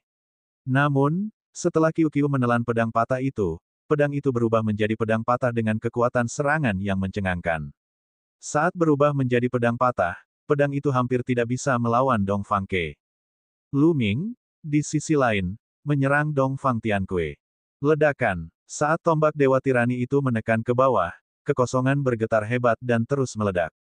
Tekanan yang mengerikan itu menyebabkan tanah bergetar hebat. Dongfang Tianque bahkan lebih ketakutan. Dia menjerit panjang dan api memenuhi langit. Dia menutup sayapnya dan menebas. Sebuah pedang api besar terbentuk dan menebas Lu Ming, mencoba menghalangi tombak Dewa Tirani itu. Namun, saat bertabrakan dengan tombak dewa yang mendominasi, pedang api itu bergetar hebat lalu meledak. Dari awal hingga akhir, pedang itu hanya memblokir serangan selama setengah tarikan napas. Tombak Dewa Tirani itu tidak berhenti, ia terus membombardir Dongfang Tianque. Tubuh besar Dongfang Tianque jatuh ke tanah seperti meteorit, menyebabkan tanah bergetar hebat. Namun, batu-batu di sini sangat keras. Serangan mengerikan seperti itu hanya berhasil memecahkan beberapa batu di tanah. Namun, Dongfang Tianque mengalami dampak yang lebih besar. Dia memuntahkan banyak darah, dan banyak tulangnya patah. Kakak laki-laki, Dongfang Ke meraung keras, ketakutannya tak tertandingi. Jika burung pipit surgawi timur mati, dia juga tidak akan bisa hidup. Dia mengeluarkan raungan histeris dan menyerang Qiu dengan panik. Namun, vitalitas Qiu sangat mencengangkan, dan kekuatan pertahanannya juga mencengangkan. Ia baik-baik saja setelah terkena beberapa serangan. Ia seperti plester kulit anjing yang melilitnya dengan erat. Sangat sulit bagi Dong Fangke untuk melarikan diri dalam waktu sesingkat itu. Setelah Lu Ming melukai Dong Fang Tianque dengan parah, dia tidak berhenti sama sekali. Dia menukik ke bawah, menyatu dengan tombaknya, dan menusuk Dong Fang Tianque. Dong Fang Tianque ketakutan. Dia mencoba yang terbaik untuk melawan dan pada saat yang sama, dia bergerak ke samping dalam upaya untuk menghindari serangan Lu Ming. Namun, pertahanannya ditembus oleh tombak Dewa Tirani. Lu Ming telah mengerahkan seluruh kekuatannya hingga batas maksimal dan mencapai puncak dalam sejarah. Dia telah sepenuhnya melampaui Dong Fang Tianque. Aduh, pada akhirnya, Dong Fang Tianque berhasil menghindari pukulan fatal di kepalanya, tetapi tubuhnya tertusuk oleh cahaya tombak. Kekuatan penghancur meledak dari tubuhnya, menyebabkan tubuhnya meledak terus-menerus, membuat darah dan daging beterbangan di mana-mana. Arg! Dong Fang Tianque berteriak dengan sedih. Kemudian, tubuhnya dengan cepat menyusut dan berubah menjadi seekor burung pipit kecil yang panjangnya lebih dari 1 meter. Dia kemudian terbang menjauh karena ketakutan. Dia berubah menjadi seekor burung pipit dan mencoba menghindari serangan Lu Ming dengan lincah. Namun, Lu Ming memiliki sepatu bot penghancur angin dan teknik Kun Peng 9 surga. Selain itu, Dong Fang Tianque terluka parah. Bagaimana dia bisa melarikan diri? Lu Ming melangkah beberapa langkah dan mengejar Dong Fang Tianque. Kemudian, dia menusukkan tombaknya ke depan. Kali ini, Dong Fang Tianque tidak bisa menghindar lagi. Dia mengeluarkan raungan yang tidak diinginkan. Dalam kondisi Lu Ming saat ini, tubuhnya yang panjangnya 1 meter tidak ada bedanya dengan seekor semut. Ujung tombak dewa yang mendominasi itu dapat menyelimuti dirinya sepenuhnya. Bab 3450 Labirin yang bergerak. Wah! Dong Fang Tianque menjerit tak rela setelah tertusuk ujung tombak. Seluruh tubuhnya meledak, dan tubuh serta jiwanya hancur. Burung pipit surgawi timur telah mati. Kematian Dong Fang Tianque membuatnya semakin ketakutan. Dia ceroboh dan hampir terpotong oleh pedang tempur Qiu-Qiu. Namun, dia masih teriris oleh ujung pedang, dan ratusan bulunya rontok. Sosok Lu Ming bergerak seperti bayangan dan muncul tidak jauh dari Dong Fangke. Jangan bunuh aku. Aku bersedia menyerah. Aku bersedia bersumpah demi sumber kehidupanku bahwa aku akan setia padamu selamanya. Dong Fangke meraung. Dia benar-benar takut. Bahkan kakak laki-lakinya telah meninggal, jadi dia hanya bisa mati. Dia tidak dapat mengerti mengapa Lu Ming begitu menakutkan. Lebih dari 10 tahun yang lalu, ketika dia bertarung dengan Lu Ming, meskipun Lu Ming kuat, dia hanya sedikit lebih kuat darinya. Dia jauh dari memiliki kemampuan yang menakutkan. Lu Ming sebenarnya telah memutuskan belenggu keterampilan rahasia asal. Dia yakin bahwa Lu Ming tidak memutuskan belenggu keterampilan rahasia asal lebih dari 10 tahun yang lalu. Kalau tidak, dia pasti sudah terbunuh lebih dari 10 tahun yang lalu. Dalam waktu 10 tahun yang singkat, Lu Ming telah mencapai hasil yang luar biasa. Dia pasti telah mendapatkan kesempatan besar. Berjanji setia padaku. Maaf, untuk orang sepertimu, lebih menenangkan untuk melepasmu pergi. Lu Ming berkata dengan dingin. Pihak lain jelas berasal dari negara besar. Dia tidak ingin menimbulkan masalah lagi. Cara yang paling aman adalah membunuhnya. Suara mendesing. Lu Ming melancarkan gerakannya. Tombak Dewa Tirani itu menusuk ke arah Dong Fangke. Pada saat yang sama, dengan penambahan Qiu-Qiu, Dong Fangke tidak memiliki sedikit pun peluang. Setelah nyaris menghalangi dua gerakan, dia mengikuti jejak Dong Fang Tianque dan tewas di tempat. Pada titik ini, kelompok 5 Dong Fang Tianque semuanya telah tumbang.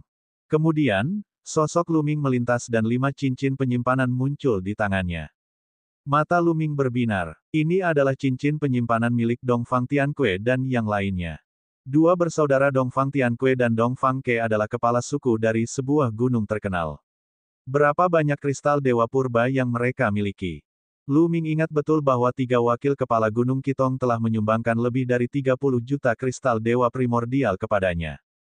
Dan sebagai kepala suku gunung, kekayaan Dong Fangke jelas lebih banyak daripada ketiga wakil kepala suku gunung. Selain itu, ada juga Dong Fang Tianque, yang menduduki peringkat ke-6, dan 3 wakil kepala suku gunung. Jumlah kristal dewa purba di dalamnya pasti akan mencengangkan. Luming mengamati area itu dengan indera spiritualnya dan melihat segunung kristal surgawi purba. Hahaha, luar biasa. Luming tidak menghitung secara rinci karena ia tidak punya waktu. Ia hanya menyimpan cincin penyimpanan itu. Kiu-kiu berubah kembali menjadi gelang dan memakainya di pergelangan tangan Luming. Luming kemudian bergegas menuju kedalaman 14 gunung. Suasana menjadi sangat tenang setelah itu dan tidak terjadi apa-apa. Luming menghabiskan waktu seharian penuh sebelum ia tiba di puncak utama gunung ke-14. Tak ada seorang pun. Suasana sunyi, seolah-olah semua orang telah menghilang. Tak lama kemudian, Luming tahu apa yang sedang terjadi. Ia mengitari puncak utama dan menemukan sebuah gua besar. Gua itu terlalu besar, lebarnya 10.000 mil dan tingginya puluhan ribu mil. Itu seperti gua binatang raksasa. Di dalamnya gelap, dan dia tidak tahu kemana arahnya. Semua orang seharusnya memasuki gua ini. Luming merenung sejenak, lalu melangkah keluar dan bergegas memasuki gua. Gua itu sangat panjang. Luming berjalan selama 1 jam dan kemudian, 2 jalan muncul. Luming mengerutkan kening. Kedua garpu itu persis sama. Dia tidak melihat perbedaan apapun. Bagaimana dia bisa memilih? Dia hanya bisa memilih satu. Pada akhirnya, Luming memilih satu secara acak dan berlari ke depan. Namun, tak lama kemudian, 2 garpu lagi muncul di depannya. Keduanya persis sama dan dia tidak bisa membedakannya. Luming hanya bisa memilih satu secara acak seperti sebelumnya. Namun, setelah berjalan beberapa saat, mereka sampai pada 2 percabangan lagi. Luming mengerutkan kening. Apakah ini tidak ada habisnya? Namun, ia tidak berdaya. Ia tidak punya cara lain dan hanya bisa terus maju. Dengan cara ini, Luming melewati 7 percabangan dan akhirnya sampai pada akhir. Ya, itu benar-benar akhir, karena tidak ada jalan di depan. Dinding di depan sudah rusak. Saya tidak percaya. Luming meninju tembok di depannya dan terdengar suara ledakan keras. Namun, tidak ada tanda-tanda kerusakan di tembok itu, bahkan tidak ada retakan. Betapa kerasnya batu itu. Bagaimana bisa begitu keras? Luming terkejut. Batu-batu di gunung terkenal itu memang sangat keras dan sulit dihancurkan. Namun, dengan kemampuan Luming, ia masih bisa menghancurkan beberapa batu. Tetapi di sini, pukulannya tidak meninggalkan bekas sedikit pun pada batu. Hal ini tidak biasa.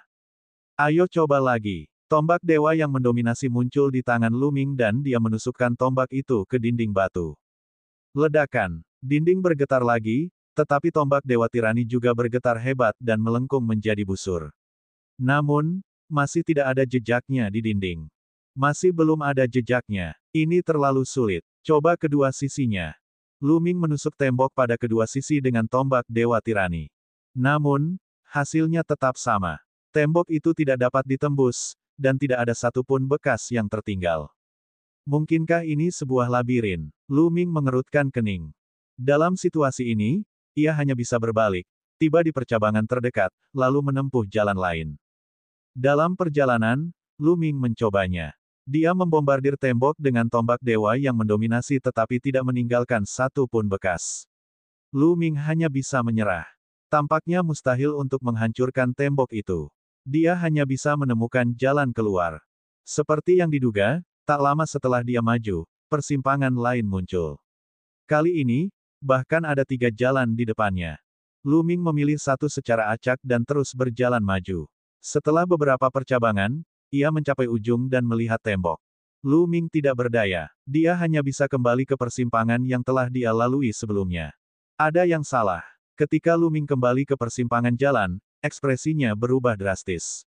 Dia ingat betul bahwa tempat ini dulunya adalah jalan 3 arah, tetapi sekarang telah menjadi jalan 5 arah. Yang paling penting adalah jalan yang ditempuhnya sebelumnya telah menghilang. Bagaimana mereka bisa keluar? Ini adalah labirin yang bergerak, dan setiap jalur terus berubah. Dengan kata lain, jika mereka tidak dapat menemukan jalan keluar, mereka bahkan tidak akan mempunyai jalan keluar. Yang terpenting adalah dalam kasus ini, Luming bahkan tidak akan tahu jalan mana yang telah diambilnya sebelumnya. Itu karena jika dia maju dan mundur, jalan yang telah diambilnya sebelumnya mungkin telah berubah. Terlebih lagi, dindingnya sangat keras dan dia tidak bisa meninggalkan bekas apapun di sana. Bagaimana dia bisa melakukan ini? Saya tidak bisa meninggalkan bekas, tapi setidaknya saya bisa meninggalkan barangnya. Lu Ming mengeluarkan kristal surgawi biasa dan melemparkannya ke persimpangan yang baru saja dilewatinya. Dengan cara ini, setiap kali ia melewati persimpangan, akan ada tanda, dan ia akan tahu bahwa ia telah melewatinya. Selama ia melewati persimpangan yang belum pernah ia lewati, cepat atau lambat ia akan keluar dari sana. Namun, yang membuatnya tercengang adalah ketika kristal suci itu mendarat di tanah, batu itu malah menggeliat dan menelan kristal suci itu. Kemudian, batu itu kembali ke keadaan semula. Bab 3451, bertemu lagi dengan Murong Qiushui. Kamu tidak bisa bermain seperti ini. Lu Ming terdiam. Dia mengeluarkan kristal dewa lainnya dan hasilnya sama saja. Saya tidak percaya, coba cara lain. Setelah itu, Lu Ming mengeluarkan sepotong pecahan artefak dewa dan melemparkannya ke tanah. Hasilnya sama saja. Benda itu ditelan oleh tanah. Dia mengeluarkan bahan-bahan herbal, pil. Tak peduli apa yang dikeluarkannya, asal ia lempar ke tanah, pasti akan tertelan. Mereka tidak mengizinkan orang meninggalkan bekas. Apakah kita akan mengandalkan keberuntungan? Jika kita beruntung, kita bisa keluar. Jika kita tidak beruntung, kita akan terjebak di sini. Lu Ming agak terdiam. Pada akhirnya, Lu Ming tidak punya pilihan selain menerima kenyataan dan terus maju. Dengan cara ini, Lu Ming berjalan berputar-putar selama 10 hari tetapi dia masih tidak menemukan jalan keluar. Suatu hari, saat Lu Ming tiba di percabangan jalan, dua sosok tiba-tiba melintas dan muncul di hadapannya. Akhirnya, satu. Hehe, tanda lainnya. Salah satu pemuda mencibir dan menatap Lu Ming. Kalian tidak mengenali saya. Lu Ming terkejut. Apakah aku harus mengenalmu? Seorang Raja Surgawi tingkat ke-7 saja sudah pantas untuk mendapatkan pengakuan kami. Kata pemuda lainnya dengan nada meremehkan. Tampaknya tidak semua orang pernah melihat Lu Ming sebelumnya. Ngomong-ngomong, apa maksudmu dengan tanda tambahan? Lu Ming bertanya. Tidak ada salahnya untuk memberitahumu. Labirin ini bisa menelan apa saja dan tidak bisa meninggalkan bekas sama sekali. Hanya makhluk hidup yang tidak bisa ditelan. Jadi, selama aku menghajarmu setengah mati, menyegel kultivasimu, dan melemparmu ke garpu, bukankah aku akan mendapat bekas tambahan? Seorang pria muda menjelaskan. Benar sekali, ini ide yang bagus sekali. Kenapa aku tidak memikirkannya? Lu Ming bertepuk tangan. Sebelumnya, ia pernah terjebak dalam cara berpikir yang salah dan secara tidak sadar berpikir tentang memberi tanda, yang berarti ia perlu menggunakan benda. Ia tidak berpikir bahwa ia akan menggunakan makhluk hidup untuk memberi tanda. Betul sekali, kalau tembok itu bisa menelan makhluk hidup, bukankah dia juga akan ikut ditelan? Nak, kau mengerti. Kalau begitu patuhilah tandanya. Kami akan bersikap lebih lembut. Seorang pemuda menyeringai mengerikan dan menyerang Lu Ming dengan pemuda lainnya. Kemudian, terdengar suara gemuruh yang keras. Setelah beberapa saat, dua pemuda meratap dan berbaring di persimpangan jalan. Kulit mereka membiru dan wajah mereka bengkak, dan mereka tidak bisa bergerak sama sekali. Baiklah, Lu Ming bertepuk tangan dan berkata, jadilah simbol yang baik. Lu Ming tersenyum dan berjalan menuju persimpangan yang tidak bertanda. Tak lama kemudian, Lu Ming tiba di persimpangan jalan lainnya. Ia terkejut saat mendapati seorang pemuda tergeletak di tanah di salah satu persimpangan. Ia memutar matanya dengan lemah. Jelaslah banyak orang yang sudah memikirkan ide ini dan mulai menggunakan orang sebagai penanda. Begitu melihat Lu Ming, pemuda itu segera berseru, saudaraku, selamatkan aku, selamatkan aku. Tenanglah dan jadilah simbolmu. Dengan kultivasimu, kau mungkin terbunuh jika kau mencoba memperjuangkan keberuntungan. Aku melakukan ini demi kebaikanmu sendiri. Lu Ming meninggalkan kata-kata ini dengan berat hati, lalu berjalan menuju persimpangan yang tidak bertanda. Sebagaimana diduga, ia mendapati bahwa ia sering melihat beberapa tanda pada percabangan itu. Tentu saja, ada kalanya ada orang-orang bodoh yang ingin menyerang Lu Ming dan mengubahnya menjadi target. Pada akhirnya, mereka sendiri yang akan menjadi target. Tentu saja, tidak semua orang ingin menyerang Lu Ming. Beberapa dari mereka mengenali Lu Ming. Ketika mereka melihatnya, ekspresi mereka berubah dan mereka berbalik untuk lari. Dengan cara ini, Lu Ming berkeliaran selama lebih dari 10 hari. Seiring berjalannya waktu, semakin banyak tanda yang ditorehkan pada garpu itu. Kali ini, ada ratusan ribu orang. Meskipun labirin itu sangat besar, tidak mungkin ada begitu banyak persimpangan. Oleh karena itu, pada akhirnya, semua persimpangan yang diblokir ditandai. Lu Ming berjalan semakin lancar dan kecepatannya menjadi lebih cepat. Setelah seharian, Lu Ming akhirnya melihat cahaya. Dia bisa melihat pintu keluar di depan. Lu Ming sangat gembira dan melangkah menuju pintu keluar. Setelah keluar dari gua, ada sebuah panggung besar.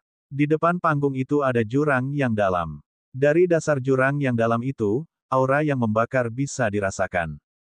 Dia bahkan bisa melihat api menari-nari. Namun, api ini berwarna hitam pekat dan tampak seperti api iblis. Di langit di atas jurang, ada jembatan batu yang mengarah ke depan.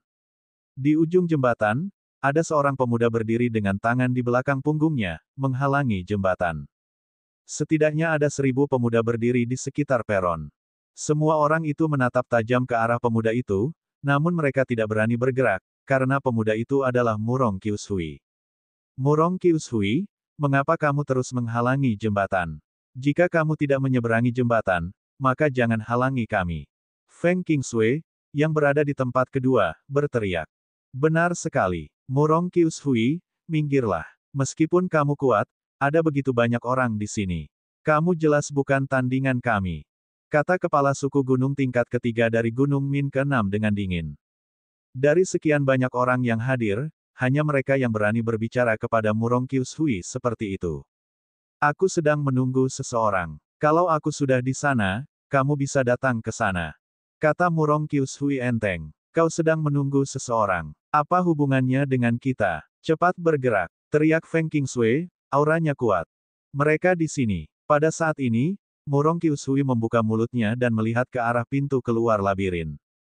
Semua orang tidak dapat menahan diri untuk tidak menoleh dan menyadari bahwa itu adalah Lu Ming. Itu dia. Tampaknya Murong Qiushui sedang menunggu Lu Ming dan ingin membunuhnya di sini. Berat, akhirnya kau di sini juga. Ini adalah tempat yang kupilih untuk menguburmu. Apa kau puas? Kata Murong Qiushui acuh tak acuh. Dia berjalan ke arah Lu Ming dan memberi jalan untuknya. Ayo pergi. Begitu Murong Qiushui minggir, beberapa orang bergegas menuju jembatan batu. Suasananya sangat tenang dan tidak ada yang aneh. Orang-orang itu dengan cepat berlari menyeberangi jembatan batu dan menghilang di seberang. Ayo pergi juga. Feng Qingshui, kepala suku gunung dari Gunung Min ke-6, dan yang lainnya semua bergerak, bergegas menuju jembatan batu. Dalam sekejap mata, hanya Lu Ming dan Murong Qiushui yang tersisa di peron. Kali ini, Murong Qiushui tidak lagi terburu-buru. Ini karena dialah orang pertama yang melewati labirin dan tiba di sini. Selain itu, dia sudah menyeberangi jembatan batu dan mencapai sisi lainnya. Namun, pihak lain tidak tenang. Tidak akan mudah untuk melewatinya. Akan lebih menghemat tenaga jika dia membiarkan orang-orang itu melewati level terlebih dahulu. Tidak akan terlambat baginya untuk bergegas setelah membunuh Lu Ming. Mari kita lihat apakah kamu mampu melakukannya. Tombak Dewa Tirani muncul di telapak tangan Lu Ming. Pada saat yang sama, Lu Ming terus memicu formula karakter pertempuran untuk meningkatkan kekuatan tempurnya hingga 5 kali lipat. Tubuhnya mulai tumbuh dengan cepat dan ia berubah menjadi dewa kuno berbaju besi emas. Menghadapi Murong Qiushui, Lu Ming tidak berani ceroboh. Dia mengerahkan seluruh kekuatannya pada serangan pertama. Pada saat yang sama, Murong Qiushui juga memperlihatkan tubuh dewa primordialnya. Dia berubah menjadi 6 lengan dan tampak hikmat, seperti seorang Buddha. Aliran air muncul dan berubah menjadi 6 belati terbang. Membunuh. Kali ini, sebelum Murong Qiushui sempat bergerak, Lu Ming sudah bergerak terlebih dahulu. Ia sudah mengaktifkan peningkatan kekuatan tempur karakter tempur sebanyak 5 kali lipat. Sepatu bot penghancur angin muncul dan menyatu dengan kaki Lu Ming, meningkatkan kecepatannya hingga maksimum. Cahaya tombak menusuk ke arah dahi Murong Qiushui.